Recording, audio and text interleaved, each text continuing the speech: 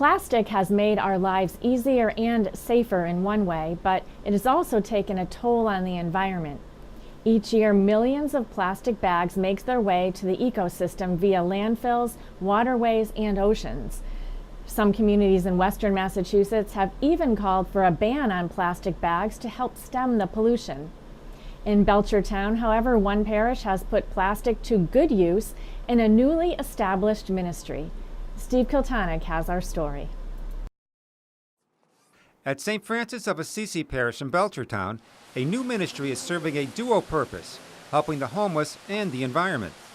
Father Jack Schaefer came up with the idea while browsing on the internet. I was on YouTube looking for ideas for recycling and saving plastic, things like that, and I came across this mats ministry. I can't even remember where it was done, and I thought it was a really good idea, so I went to our prayer shawl ministry. We seem to be having a surplus of prayer shawls, so I said, what about doing this for a while and seeing if there's a need for it? Last spring, parishioners got behind Father Schaefer's request to establish the new ministry. Becky Walton, the group leader, discovered that other churches in the area were already making the mats. We started investigating, and we had someone from another parish come over, not from the diocese, but from a different church, and she came over and showed us how to do it and explained everything, and it's kind of taken off from there. Currently, 25 people participate in the ministry.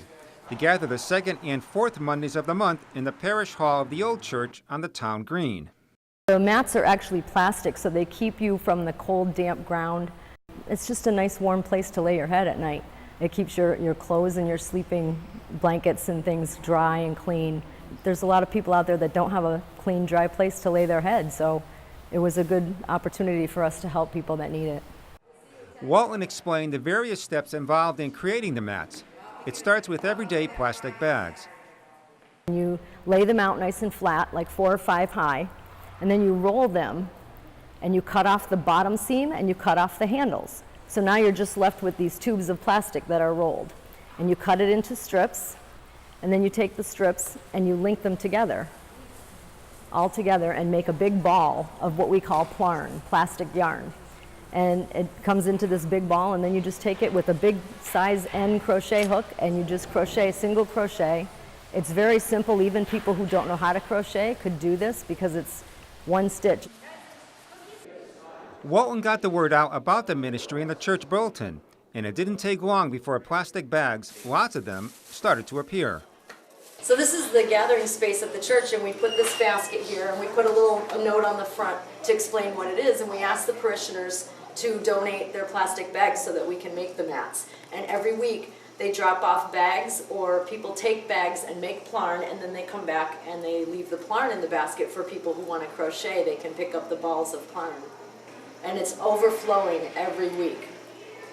People of all ages and abilities have joined together during the process.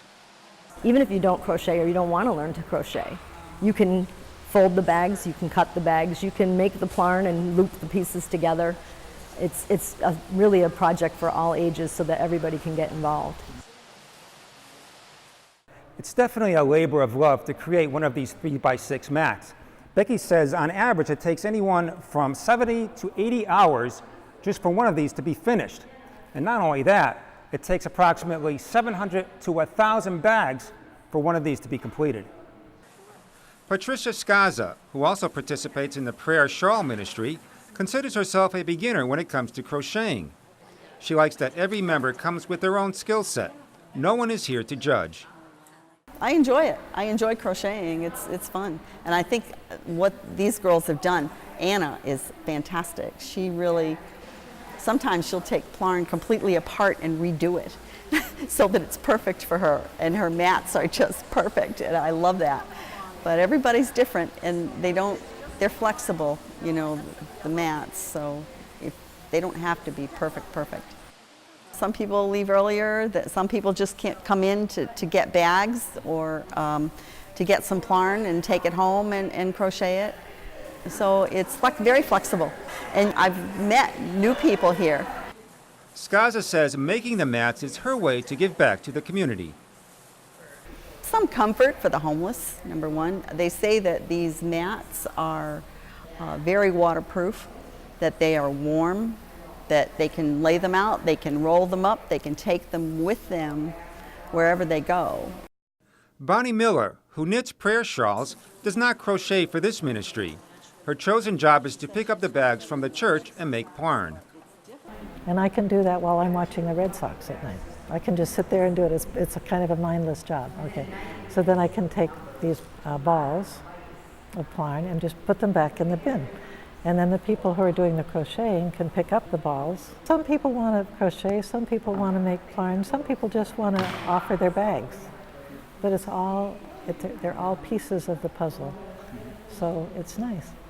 Miller, whose goal is to bring the reality of homelessness to the parish, says she enjoys the camaraderie of the group.